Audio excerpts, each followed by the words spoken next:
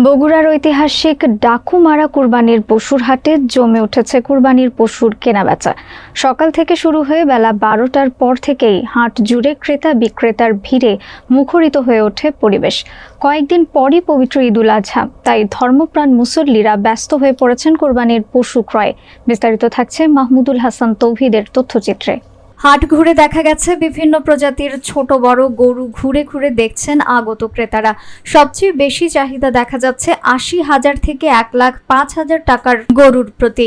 Budget অনুযায়ী ক্রেতারা গরুর দাঁত, শুরুত ও বয়স যাচাই করে নিচ্ছেন। বিক্রেতারাও ক্রেতার সাথে দরদাম করে ন্যায্য মূল্যে গরু বিক্রিতে আগ্রহী।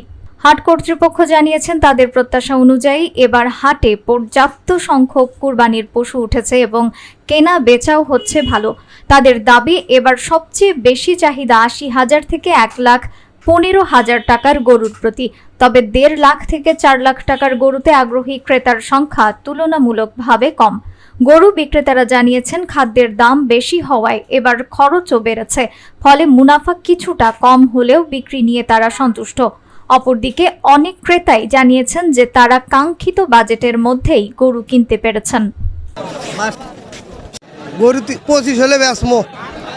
গরুর এবারে দাম কেমন? গরুর বাজার ভালো নয় ভাই, খুব কম। গরু কিনে এলা নাই।